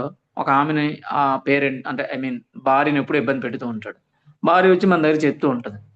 అప్పుడు మనం ఏమనుకుంటాం, ఈ భార్యకి సానుభూతిగా మనం మాట్లాడుతాం ప్రాపంచికంగా అయితే. ఈ సిద్ధాంతం ఏం చెప్తదంటే, వాడు అలా ఉన్నాడు అంటే, జ్ఞానం నీకు లేకపోవడం వల్లే వాడు అలా బిహేవ్ చేస్తున్నాడు. నువ్వు జ్ఞానాన్ని పెంచుకో ఆటోమేటిక్‌గా వాడిలో చేంజ్ వస్తదని సిద్ధాంతం చెప్తదనమాట. ప్రాపంచికంగా సమాజం అంతా ఏం చెప్తది? వాడిని దెబ్బలాడుతది. తాగేస్తున్నారా, తిరిగేస్తున్నారా, ఇలా చేస్తా, అలా కానీ ఈ సిద్ధాంతం ఏం చెప్తది? ఈవిడ్ని జ్ఞానవంతుడిగా తయారు చేయడం కోసం ఈవిడే ప్రీ బర్త్ ప్లాన్‌లో భాగంగా అలాంటివన్నీ క్రియేట్ చేసుకుంటదనమాట. అది మనం ఈ జ్ఞానం లేకపోవడం వల్ల మనకు అర్థం కాదు. ఫస్ట్ డే 1 మనకి చెప్పలేం కూడా. సో, ఇది ఇదొక సిద్ధాంతం. తర్వాత దేవుని రాజ్యం మీలోనే ఉంది. చాలా చక్కగా నిర్మితమై ఉంది. తొలుత దాన్ని గమనించండి. మిగతావన్నీ వాటికవే తెలపబడతాయి అని జీసస్ మహానుభావుడు చెప్పినటువంటి గొప్ప సూత్రం అన్నమాట. దేవుని రాజ్యం నీలోనే ఉంది. చాలా చక్కగా నిర్మితమై ఉంది. తొలుత దాన్ని గమనించండి. మిగతావన్నీ వాటికవే తెలపబడతాయి. అంటే ఏదైతే జీసస్ మహానుభావుడు చెప్పాడో పత్రి సార్ గూడా అదే చెప్పారు. అందుకే పత్రి సార్ దగ్గరికి ఎవ్వరొచ్చినా ఫస్ట్ ఏం చెప్పారు సారు? అన్నీ విని ఫస్ట్ ఏంటి? ప్లీజ్ డూ మెడిటేషన్ అని చెప్పేవారనమాట. అంటే ఏంటి? ఎప్పుడైతే నువ్వు ధ్యానం చేస్తావో, నీ లోపల ఉన్నటువంటి దైవ సామ్రాజ్యాన్ని నువ్వు చేరుకుంటావో, ఎప్పుడైతే నువ్వు చిన్న పిల్లోడిలాగా అయిపోతావో, ఆటోమేటిక్‌గా నీలో ఉన్న దైవ సామ్రాజ్యానికి నువ్వు చేరుకోవడానికి ఒక మార్గము. అదే ధ్యానము అని చెప్పారనమాట. అందుకే పత్రి సారు ధనవంతుడైనా, పేదవాడైనా, వాడు బిలియనీర్ అయినా, వాడు ఎంత పెద్ద అర్హత ఉన్నవాడు వచ్చినా అన్నీ మాట్లాడిన తర్వాత చివరిలో ధ్యానం కూర్చోబెట్టేవారనమాట. "నువ్వు ధ్యానం చెయ్యు. నీ దైవ సామ్రాజ్యం ఏంటో నీకు తెలుస్తది. ఆటోమేటిక్‌గా నీకే అన్నీ మిగతావన్నీ వస్తాయి." కానీ ప్రాపంచ జీవితం ఏం చెప్తది మన పిల్లలకి మనం ఏం నేర్పిస్తాం? "రేయ్! ముందు నువ్వు ఇంజినీర్ అవ్వరా, డాక్టర్ అవ్వరా, యాక్టర్ అవ్వరా, నువ్వు బాగా డబ్బులు సంపాదించరా అప్పుడు నువ్వు సమాజంలో" అని చెప్తాం. ఈ సిద్ధాంతాలు పచ్చి ప్రాపంచికానికి చాలా విరుద్ధంగా ఉంటాయి. కానీ పత్రి సారు వాళ్ళ పిల్లలకి ఫస్ట్ నుంచి చిన్నప్పటి నుంచి ఆయన స్పీచ్‌ల్లో కూడా ఉన్నాయి. "నీకు ఎలా అనిపిస్తే నువ్వు అలా చెయ్యు. నాకు మా తల్లిదండ్రులు ఓన్లీ బైపీసీ చదివావు కదరా! ఒరేయ్! నువ్వు డాక్టర్, ఐఏఎస్ అవ్వరా" అని చెప్పి అనడం వల్ల నేను ఎంతో ఆవేదనకు గురయ్యాను. డాక్టర్ అవ్వలేదన్నప్పుడు నేను ట్యాంక్ బండ్ మీదకెళ్ళి చచ్చిపోవాలనిపించింది నాకు. కానీ నాకు వేడి నీళ్ళు పలవని బ్యాక్‌కొచ్చేసానని చెప్పారనమాట. అంటే పిల్లలని తల్లిదండ్రులు ఇప్పటికి కూడా చాలా వరకు అలా అంటూ ఉంటారు. ఎందుకు అంటే వాళ్ళ జీవిత ధ్యేయం వాళ్ళకి అర్థం కాదు. అందుకే నా పిల్లల్ని నేను అలా పెంచలేదు. నా పిల్లల్ని నేను చాలా బాగా అర్థం చేసుకున్నాను. వాడు ఎలా ఉన్నా పర్లేదు వాళ్ళు ఆనందంగా ఉండాలి అని ఆయన 'ఆనందో బ్రహ్మ' అనే స్పీచ్‌లో కూడా చెప్పారు పత్రి సార్. అందుకే వాళ్ళకి చాలా ఫ్రీ విల్ ఇచ్చారు. వాళ్ళు డాక్టర్ అయినా, నువ్వు యాక్టర్ అయినా ఎలా ఉండు. నువ్వు ఆనందంగా ఉండు అంతే ఫైనల్లీ. సో, అంటే దాని అర్థం ఏంటంటే ఇక్కడ దేవుడి రాజ్యాన్ని నువ్వు చేరుకుంటే మిగతావన్నీ వస్తాయి. కానీ మనం రివర్స్‌లో ఉంటది. మన సమాజంలో మనకు చెప్పే థియరీస్ లేదా సైన్స్ ఇదంతా కూడా. ముందు నువ్వు ధ్యానం చే ముందు నువ్వు బాగా చదువుకో. మంచి డబ్బులు సంపాదించుకో. అప్పుడు నువ్వు అన్నీ చెయ్యు అని చెప్తారనమాట. కానీ ఈ సిద్ధాంతం ఏం చెప్తది? ఫస్ట్ నువ్వు ధ్యానం చెయ్యు. ధ్యానం చేయడం ద్వారా నీ దివ్య చక్షుని ఉత్తేజింప చేసుకో. నీ మూడో నేత్రాన్ని వికసింపజేసుకో. ఆటోమేటిక్‌గా నీకెన్నో నీ నీ పవర్ ఏంటో నీకు తెలుస్తది. నీ జీవితజయం ఏంటో నీకు తెలుస్తది. నువ్వప్పుడు ఎంతో చేయగలవు. అన్నీ నీకొస్తాయప్పుడు. వెల్తొస్తది, హెల్తొస్తది, ఆరోగ్యం వస్తది, డబ్బులొస్తాయి, రిలేషన్‌షిప్ కూడా మెరుగుపడతాయి అని చెప్తదనమాట. అది ఆ సిద్ధాంతం. అందుకని పత్రి సారు అతని దగ్గరికి వచ్చిన వాళ్ళందరికి అన్ని విని లాస్ట్ ఫైనల్ గా ధ్యానం చెప్పేవారు అనమాట. మనం కూడా మన దగ్గరికి వచ్చే వాళ్ళు ఫస్ట్ బాగోకపోతే బాగోలేదని చెప్పి వాటర్ లేకపోతే భోజనం పెట్టి తర్వాత పంపించినప్పుడు ధ్యానం చేయించాలి వాళ్ళ చేత. మనం అది నేర్చుకోవాలి ఫస్ట్. అన్ని విని ఫైనల్ గా ఏంటంటే వాడికి ధ్యానం ఇస్తే చాలు. ఎక్కడికైనా మనం ఫంక్షన్కి వెళ్ళినా ఫస్ట్ అన్ని ఫంక్షన్ అయిపోతే చివరికి వచ్చినప్పుడు ధ్యానం అనే బుక్ వాళ్ళకి ఇచ్చి వచ్చేయాలన్నమాట. ఎందుకు రావాలంటే ఆ ధ్యానమే వాడి జీవితాన్ని ఏదో ఒక రోజు దేవుడి రాజ్యాన్ని చేరుకున్నట్లే చేస్తుంది అనమాట. జీసస్ చెప్పిందైనా, కృష్ణుడు చెప్పిందైనా, లేకపోతే పత్రి సార్ చెప్పింది అన్నీ ఒకటే. దేవుడి రాజ్యం నీలోనే ఉంది. చాలా చక్కగా నిమిత్తమై ఉంది. తొలిత అనే పదం బాగా గుర్తుపెట్టుకోవాలి. తొలిత అంటే ముందు ధ్యానం చేయాలి. ఆటోమేటిక్‌గా మిగతావన్నీ తెలపబడతాయని చెప్పారనమాట. ఆ తొలిత అనే పదానికి చాలా ఇంపార్టెంట్ ఉంది. ఆ తొలితే అని మనం ఏం చేస్తాం? డబ్బులు లేనోడు డబ్బులివ్వడం, దానాలు చేయడం ఇయన్నీ మనం ముందు చేస్తాం. కానీ అది ఈ సిద్ధాంతం అలా చెప్పదు. తొలిత ఏంటి? నువ్వు ముందు నీ ఆత్మ మీద ఫోకస్ చెయ్యు. అంటే ధ్యానం చెయ్యు. ధ్యానం చేస్తే నీకు ఆత్మజ్ఞానం వస్తది. ఆత్మజ్ఞానం వచ్చిన తర్వాత నీకు అన్నీ వస్తాయని చెప్తదనమాట. అది ఈ సిద్ధాంతం. నెక్స్ట్ వాక్యము స్వస్థత పరచును. ఇది కూడా జీసస్ మహానుభావుడు చెప్పినదే. అంటే ఎలాంటి వాక్యం మనకి స్వస్థత పరుస్తాయి? అంటే నువ్వు భగవంతుడివి. భగవంతుడికున్నంత శక్తి నీ లోపల ఉంది. నువ్వు ఏదైనా చేయగలవు. ఎంతైనా చేయగలవు.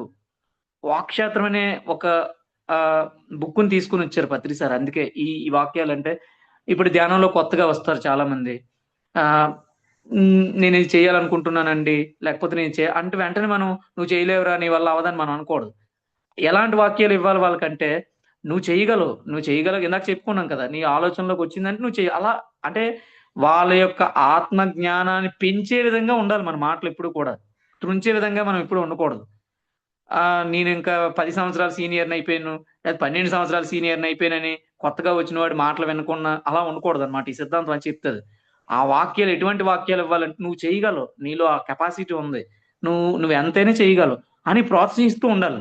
అది వాక్యము స్వస్థతపరచునంటే. అంతేగాని నీ వల్ల అవ్వదు. నువ్వు జూనియర్‌వి, నేను సీనియర్‌ని. అవి ఈ సిద్ధాంతం అది చెప్తదనమాట. అటువంటి వాక్యాలు పనికిరాదు.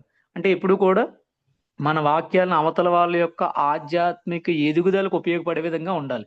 వాళ్ళు వ్యక్తిగతంగా ఎదగడం అంటే ధ్యానం చేసే విధంగానే ఉండాలి. స్వాధ్యాయం చేసేటట్లుగానే ఉండాలి. లేకపోతే పిరమిడ్‌లు కట్టేటట్లుగానే ఉండాలి. లేకపోతే వాళ్ళు ఒక పెద్ద క్లాస్‌కెళ్ళేటట్లుగా ఉండాలి. అంతేగాని వాళ్ళు అంటే వాళ్ళని ఆత్మజ్ఞానాన్ని తుంచే విధంగా ఉండకూడదనమాట. అంటే మన వాక్‌క్షేత్రాన్ని చాలా చక్కగా ఉపయోగించుకోవాలి.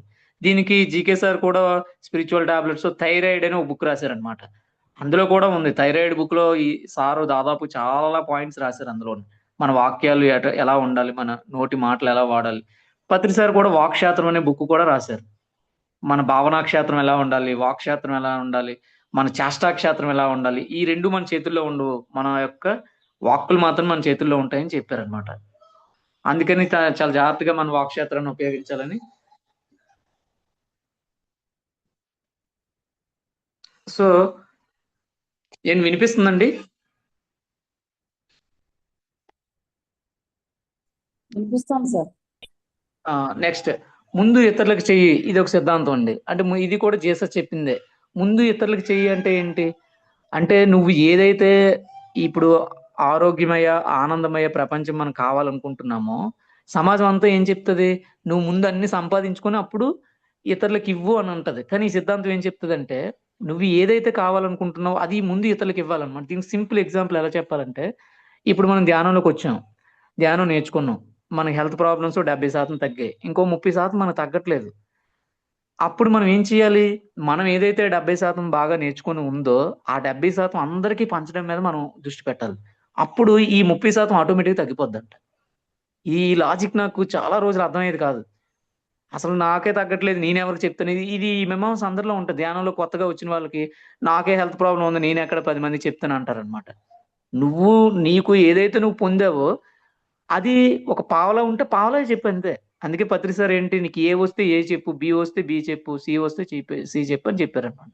నీకు నీకు ఎక్కువ విషయాలు తెలియక్కర్లొద్దు. ధ్యానం అంటే శ్వాస మీద ధ్యాస. ధ్యానం వల్ల లాభాలు. ధ్యానం చేయడం ద్వారా ఎంతో ఎన్నో లాభాలున్నాయి. పిరమిడ్ శక్తిని ఉపయోగించుకో. స్వాధ్యాయం చేసుకో. ఈ 3 విషయాలు తెలిస్తే చాలన్నారు అంతే. ఈ 3 విషయాలు జీవితాన్నే మార్చేస్తాయి అవతలోడి జీవితాన్ని. సో, అలా అన్నమాట. ముందు ఇతరులకు చెయ్యి అంటే ఏంటంటే, నువ్వు ఏదైతే నువ్వు ఆరోగ్యం కావాలంటే అందరికి ఆరోగ్యం గురించి, ఆత్మజ్ఞానం గురించి చెప్తూ ఉండాలి.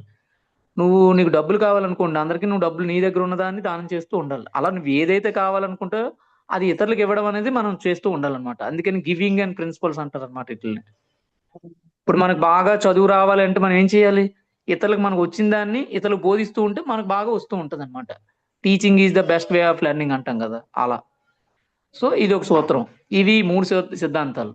తర్వాత ఏంటంటే మనల్ని బట్టే మన తోడు, ఇది ఒక సిద్ధాంతం అన్నమాట. అంటే ఏంటి?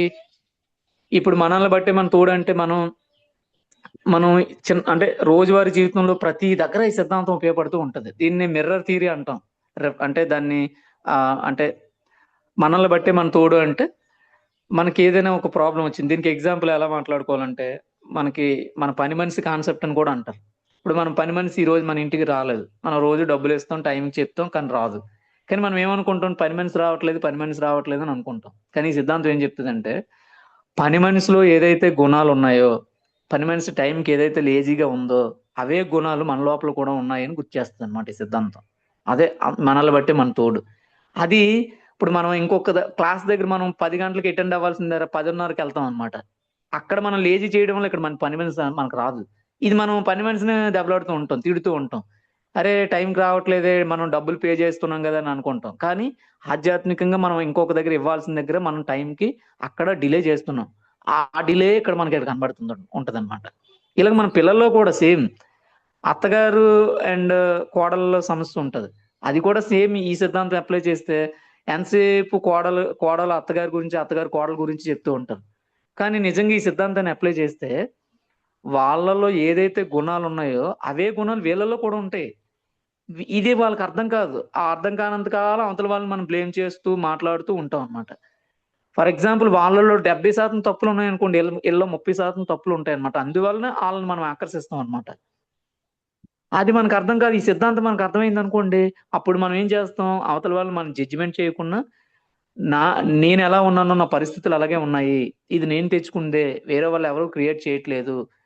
నా పరిస్థితులు నేనే ప్రతి నిమిషం మన ఆలోచనల ద్వారా సృష్టించుకుంటున్నాను అని అర్థం చేసుకొని, దాని నుంచి మనం బయటపడతాం అన్నమాట. అందుకని జడ్జిమెంట్ చేయడం అనేది తగ్గిపోద్ది ఇది రావడం వల్ల. ఇది పని మనిషి కాన్సెప్ట్ అని కూడా అంటాం. ఇది ఆఫీస్‌లో కూడా ఇంతే. మన ఆఫీసర్ మనకు సపోర్ట్ చేయడు. మనం ఏమనుకుంటాం? మనకు ఆఫీస్‌లో సపోర్ట్ చేయట్లేదు అనుకుంటాం. కానీ ఈ సిద్ధాంతం అప్లై చేస్తే మనకన్నా జ్ఞానం ఉన్న గురువు మనం చెప్పిన పనులు మనం ఎన్ని పనులు చేస్తున్నాం మనం రోజుకి? 10 పనులుంటే మనం చదువుదాం అనుకుంటాం, చదవము. భాషలు నేర్చుకోవాలని చెప్తారు గురువుగారు. అది మనం నేర్చుకోము. అంటే గురువుగారు అంటే ఇక్కడ మనం ఒక జీకే సారో, పత్రి సారో అని కాదు. మనకొచ్చే అనుభవాలు కూడా గురువులే. మనకొచ్చే వాటిని ఎంతవరకు మనం ఆచరణలో పెడుతున్నాం? మనకన్నా జ్ఞానం ఉన్న వాళ్ళ పట్ల ఎంతవరకు మనం వినయంతో ఉండి ఆ జ్ఞానాన్ని మనం నేర్చుకుంటున్నాం? అది మనం ఆలోచించం. అట్ ది సేమ్ టైమ్ కిందోళ్ళు కూడా అబోవ్ అండ్ బిలో కూడా. అంటే ఏంటి? మనకన్నా కింద వాళ్ళు అంటే మనం ఇందాక చెప్పాను కదా! మన పేషెంట్ మనకి మన సబార్డినేట్ అంటే మన పని మనిషి. అంటే మనం ధ్యానం చెప్పాల్సిన సమూహాలు ఎంతో మంది వెయిట్ చేస్తూ ఉంటారు. వాళ్ళకి మనం ధ్యానం చెప్పం. మనం డిలే చేస్తూ ఉంటాం. వాళ్ళకి మనం అందుబాటులో దొరకం. ఇవన్నీ కానీ అది ఆలోచించం. ఈ సిద్ధాంతం ఏం చెప్తదంటే నువ్వు ఏదైనా పొందే మంచైనా, చెడైనా నీకొస్తుందా అంటే నీలో లోపం వల్ల వస్తుంది. అవతల వాళ్ళ వల్ల కాదు అని చెప్తదనమాట ఈ సిద్ధాంతం. అది. సో నెక్స్ట్ తర్వాత ఏంటంటే ఆత్మపరంగా కోరు సాధించాలి. వచ్చింది విడిచిపెట్టాలి. ప్రాపంచికంగా కోరు సాధించరాదు. ఇదొక సిద్ధాంతం అన్నమాట. అంటే ఏంటి? ఇప్పుడు సింపుల్‌గా మనం అర్థం చేసుకుంటే ఆత్మపరంగా కోరు సాధించడం అంటే ఏంటంటే మనం ధ్యానం చేసాం. వచ్చింది బాగా ధ్యానం చేసేసాం. చాలా ఏళ్ళు సీనియర్ అయిపోయాం. ఇప్పుడు ధ్యానాన్ని విడిచిపెట్టాలి. పుస్తకాల మీదకి వెళ్ళాలి. పుస్తకాలు బాగా చదువుతున్నాం. కొన్ని సంవత్సరాలు బాగా చెప్పాం. క్లాసులు అరేంజ్ చేసాం. క్లాసులు చెప్తూ ఉన్నాం. ఈసారి క్లాసులు కాదు. మనం మన అనుభవాన్ని రాయడం మీదకి మనం వెళ్ళాలి. అంటే దానికన్నా కష్టంగా ఉన్న పనిని మనం ఎన్నుకొని దీన్ని విడిచిపెడుతూ ఉండాలన్నమాట. ఇది. ప్రాపంచికంగా కోరి సాధించకూడదంటే ఏంటి? మనకు ప్రాపంచికంగా మనం ఒక ప్రయత్నం చేసాం ఒక ఉద్యోగానికి. ఒకసారి చేసాం, 2 సార్లు మూడోసారి మనం చేయకూడదింక. మనం అప్పుడు దానికి ఆధ్యాత్మికంగా కారణం ఏదైతే ఉంది అని చెప్పి దాన్ని తెలుసుకోవడం మీద ప్రయత్నిస్తూ ఉండాలన్నమాట. అది వచ్చిందనుకోండి తీసుకొని విడిచిపెట్టేయాలన్నమాట. అంటే ఆధ్యాత్మికంగా కోరు సాధించాలి. వచ్చిన దాన్ని విడిచిపెట్టాలి. ప్రాపంచికంగా కోరు సాధించకూడదు. ఏదొస్తే అది తీసుకొని దాంతో హ్యాపీగా ఉండాలి. ఇప్పుడు మనకి ఏదైనా రాలేదనుకోండి, అది మనకు రాదు. ఎందుకొస్తది? మన జీవితంలో లేదు. అందుకే మనకు రాదు. ఈ సిద్ధాంతం అర్థమైతే చాలా కోరికల నుంచి మనం బయటపడతాం ఫస్ట్. Unnecessary desires. అంటే మనకు అవసరం లేని కోరికలు కోరుకోవడం, అంటే అరిషడ్ వర్గాల నుంచి మనం బాగా బయటపడతాం. మనకు లేనిది అవతల వాళ్ళని అసూయ పడ్డం కానీ ఇవన్నీ తగ్గిపోతాయి ఆటోమేటిక్. ఈ సిద్ధాంతం మనకు అర్థమైతే ప్రాపంచికంగా కోరి సాధిస్తూ ఉండాలి. ఎప్పుడు ఈ క్లాస్ అయిపోతే ఈ పుస్తకం అయిపోతే ఇంకో పుస్తకం, అలా మనం ఎప్పటికప్పుడు ఛాలెంజెస్ పెట్టుకుంటూ ఉండాలన్నమాట. ఎప్పుడు మనం ఖాళీగా ఉండకూడదు అని జీకే సార్ మాకు ఎప్పుడు చెప్తారు. ఖాళీగా ఉన్నవాడు బుర్ర బెరీల గ్రౌండ్ అంటారు అనమాట. ఎప్పుడు ఖాళీగా ఉండకూడదు. ఈ ఒక పని అయిపోతే ఇంకో పని, ఇంకో పని అయిపోతే ఇంకో పని, ఆధ్యాత్మికమైన పనులు పెట్టుకుంటూనే ఉండాలి అట్లా ఎప్పటికప్పుడు. మంచి కష్టాలని చెప్తారనమాట.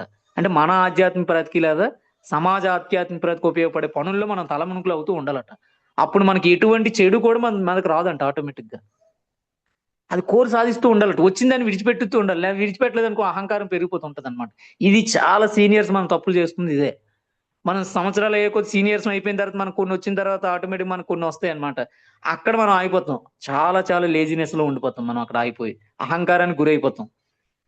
అక్కడ చాలా ఇంపార్టెంట్ ఈ సిద్ధాంతాన్ని చాలా కేర్ఫుల్ గా మనం అర్థం చేసుకుంటూ ఖచ్చితంగా అహం నుంచి మనం ఈజీగా బయటపడగలుగుతాం.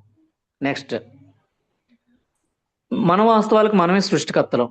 ఇది ఒక సిద్ధాంతం. ఇది కూడా మన బైబిల్, భగవద్గీత నుంచి తీసుకుంది. మన వాస్తవాలకు మనమే సృష్టికర్తలం అంటే ఇప్పుడు మనకి ఏదైనా కష్టం వచ్చింది అనుకోండి, వెంటనే రే నీ వాస్తవాలకు నువ్వే సృష్టికర్తలు అని అంటే మనం వాడు ఒప్పుకోగలడా?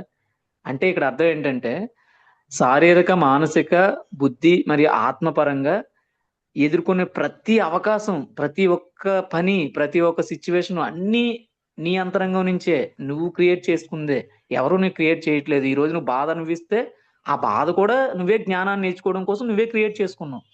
ఒకవేళ మంచిని అనిపిస్తే ఆ మంచిని గత జన్మలో నువ్వు, లేదంటే ఈ జన్మలో నువ్వు ఒక మంచి చేస్తే ఆ మంచి ద్వారానే వచ్చింది. అంటే you create your own reality, own destiny. ఇవన్నీ అంటే ఇది మనకు అర్థం అవ్వాలంటే కొంచెం సోల్ థియరీ అర్థం అవ్వాలి. కొత్త వాళ్ళు కొంచెం అర్థం అవ్వలేకపోవచ్చు. అంటే మన ప్రీ బర్త్ ప్లాన్ అర్థం అవ్వాలి. అంటే మన గత జన్మల్లో ఒక 50% మనం డిసైడ్ చేసుకుని వస్తాం ఇక్కడికి వచ్చినప్పుడే. ఎలాంటి పరిస్థితులు కావాలి, ఎలాంటి గురువు కావాలి. ఒక 50% మాత్రమే, పూర్తిగా 100% మనం డిసైడ్ చేసుకొని రాము. ఆ 50% మనం డిసైడ్ చేసుకుని వచ్చాం అనేది కూడా మనం మర్చిపోతాం ఇక్కడికి వచ్చిన తర్వాత. అది గుర్తు చేయడానికి ఇప్పుడు ధ్యానం మనం చేయాలి, స్వాధ్యాయం చేయాలి, సజ్జన సాంగత్యం చేయాలి. అప్పుడు ఈ 50% థీరీ మనకు అర్థమవుతుంది. ఓకే, ఈ జీవితంలో నాకు పెళ్లి ఎందుకు అవ్వలేదు, ఈ జీవితంలో నాకు ఎందుకు జాబ్ రాలేదు, ఈ జీవితంలో నాకు పేరెంట్స్ ఎందుకు లేరు, ఈ జీవితంలో నాకు ఎందుకు శత్రువులు ఎక్కువగా ఉన్నారు. ఆ థీరీ అప్పుడు అర్థమవుతుంది అనమాట మనకి. అప్పుడు ఈ భూమి మీద ఉన్న మిగతా ఏదైతే ఎక్స్టెన్షన్ మన లైఫ్ ఉందో అది లైఫ్ మనం ఈజీగా అర్థం చేసుకోగలుగుతాం అనమాట. అది మనకు అర్థం అవ్వాలంటే ధ్యానం చేయాలి, స్వాధ్యాయం చేయాలి, సజ్జన సాంగత్యం చేయాలి, మంచి గురువులను ఆశ్రయించాలి, మనం మెంటర్స్ ని పెట్టుకోవాలి ఎప్పటికప్పుడు. మనకన్నా జ్ఞానం ఉన్న వాళ్ళ పట్ల వినయం ప్రదర్శిస్తూ ఉండాలి. ఎందుకు అంటే వాళ్ళ జ్ఞానాన్ని మనకు అందజేస్తారు. మనం అహంకారంతో ఉండకూడదు, వాళ్ళ పట్ల వినయం ఉండాలి ఎప్పుడు కూడా. తర్వాత మనకన్నా జ్ఞానం తక్కువగా ఉన్న వాళ్ళ పట్ల మనం ఎప్పుడు ఆ ఉపేక్షగా ఉండాలి. సో అలా మేడం గారు మధ్యలో మాట్లాడకూడదండి, మ్యూట్ చేయండి. సో అలా ఈ సిద్ధాంతం ఏంటంటే you create your own reality, అంటే మన వాస్తవాలకు మనమే సృష్టికర్తలు అని చెప్తుంది అనమాట. లాస్ట్ది ఆ నెక్స్ట్ ఏంటంటే అసాధ్యమైనది ఏదీ లేదు. ఇది చాలా ఇంపార్టెంట్. అసాధ్యమైనది ఏదీ లేదు అంటే సాధ్యమే ఎవ్రీథింగ్. అంటే మనము పైనుంచి తీసుకుని వచ్చిన ప్రాథమిక విషయాలకి ఇప్పుడు మనం ఆలోచిస్తున్న విషయాలకి రెండు వ్యతిరేకంగా ఉండకూడదు అనమాట. మధ్యలో మాట్లాడకూడదండి, ఎవరు మ్యూట్ చేయండి.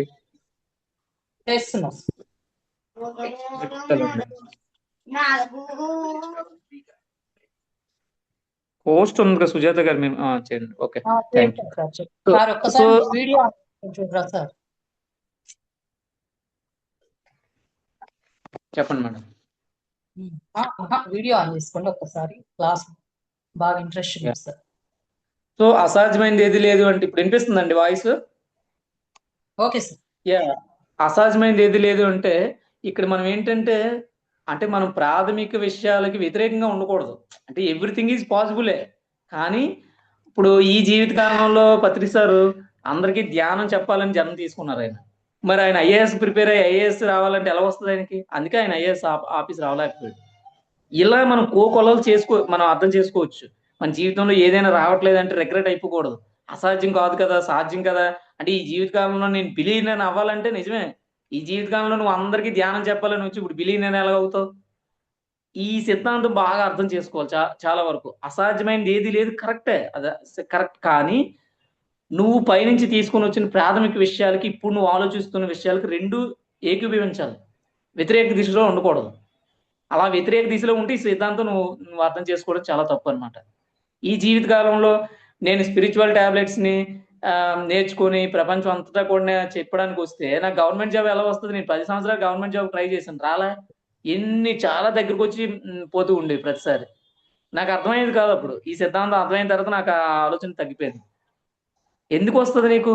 నువ్వు వచ్చిన డెస్టినీ ఏంటి? అది ఎప్పుడైతే మనం కాంక్రీటెడ్ గా అర్థం చేసుకున్నానో నాకు అన్నెసరీ థింకింగ్ అనేది ఆటోమేటిక్ గా డిసప్పర్ అయిపోయింది. ఎందుకు అయిందంటే ఈ సిద్ధాంతాన్ని మనం రూట్ లెవెల్లో అర్థం చేసుకోవడం వల్ల. That's what beyond reason. నా జీవితంలో నేను అది చాలా చక్కగా అంతవరకు అందరూ సెటిల్ అయిపోతున్నారు, నువ్వు చిన్నప్పటి నుంచి బాగా చదివావు, నీకు ఎందుకు జాబ్ రావట్లేదు, పేరెంట్స్ ఏమనేస్తారో, చుట్టుపక్కల వాళ్ళు ఏమనేస్తారో. నేను చిన్నప్పటి నుంచి మా ఊర్లో మా బ్యాచ్ లో నేను ఒక టాపర్ అనమాట. నేను బాగా చదివేవాడిని, నాకు కూడా బేగా సెటిల్ అయ్యి అంటే సైంటిస్ట్ అయ్యి ఒక కెమిస్ట్రీలోకి వెళ్ళి సైంటిస్ట్ అవ్వాలని ఉండేది చిన్నప్పుడు. తర్వాత మళ్ళీ డిగ్రీకి వచ్చేటప్పటికి గవర్నమెంట్ జాబ్ చేసి ఎంఆర్ఓ కొట్టాలి, ఒక మండలం అంతా ఉండి ఏదో సేవ చేయాలని ఉండేది. అవన్నీ కరెక్టే, మరి అవన్నీ దేని నుంచి వచ్చాయి అంటే మనసు నుంచి వచ్చిన కోరికలు అనమాట, సమాజం నుంచి మనకి ఇచ్చే కోరికలు. కానీ రియల్ గా మన సోల్ పర్పస్ ఎక్కడుంది? అది మనకు తెలియాలంటే జ్ఞానంలోకి వచ్చిన తర్వాత, ఆత్మజ్ఞానం వచ్చిన తర్వాత మాత్రమే మనకు అర్థమవుతాయి, అది చాలా కష్టం. అక్కడే చాలా మంది అరిషేడ్ వర్గాలకు దొరికిపోతారు. ఆ కోరికలు తీరవు. ఎందుకు తీరవు? నువ్వు నువ్వు తీసుకుని వచ్చిన ప్రాథమిక విషయాలకి ఆ డిజైర్ చాలా డిఫరెంట్ గా ఉంటాయి. ఎలా పాసిబుల్ అవుతుంది అది? అది అర్థం చేసుకుని ఉంటే మన పిల్లల్ని కూడా మనం చాలా బాగా యాక్సెప్ట్ చేయగలుగుతాం. లేకపోతే మన పిల్లల్ని వాడు డాక్టర్ అయిపోవాలి, డాక్టర్ అయిపోవాలి, డాక్టర్ ఎలాగవుతాడు డాక్టర్? వాడి జీవిత ధ్యేయం ఏముందో, వాడి పర్పస్ ఏముందో. నేను ఒక సైకాలజిస్ట్, నా దగ్గర చాలా మంది వస్తారు. సార్ మా వాడికి కెరీర్ కౌన్సిలింగ్. కెరీర్ కౌన్సిలింగ్ అంటే ఏంటి? వాడి కెరీర్ ని వాడు డిసైడ్ చేసుకోవాలి ఆధ్యాత్మికంగా. అంటే వాడికి ఇది చెప్తే అర్థం కాదు, మా దాంట్లో ఉన్న టూల్స్ కొన్ని చెప్పేసి వెళ్ళిపోతారు అనమాట, అంతే. కెరీర్ ఎలా బిల్డ్ చేసుకుంటాం? What is the right career? ఎవరు చెప్తారు కెరియర్? నువ్వు నిజంగా ధ్యానం చేసి పుస్తకాలు చదువుతూ స్వాధ్యాయం చేస్తూ వెళ్తే నీ కెరీర్ ఆటోమేటిక్గా నీకు తెలుస్తుంది. నేను ధ్యానం చేసి పుస్తకాలు ఇవన్నీ చేసిన తర్వాతే సైకాలజీ నాకు కెరీర్ కనిపించింది, లేకపోతే నాకు కెరీర్ ముందు తెలియదు అసలు అటువైపు వెళ్ళాలని కూడా. సో అది మెయిన్. సో ఇదండి, ఈ 10 సిద్ధాంతాలు కూడా ప్యూర్ సోల్ సైన్స్ సిద్ధాంతాలు. వీటి మీద ఎవరికైనా ఒక 3 సంవత్సరాలు నాకు జేకే సార్ రికమెండ్ చేశారు పుస్తకాన్ని. చాలా ఈ పుస్తకం చదివిన తర్వాత నా జీవితంలో చాలా ట్రాన్స్ఫర్మేషన్ జరిగింది చాలా విషయాల్లో. Yeah, thank you. ఎవరికైనా డౌట్స్ ఉంటే అడగొచ్చండి. Thank you. ఒక 5 minutes మెడిటేషన్ తీసుకొని తర్వాత డౌట్స్ ఇస్తాం.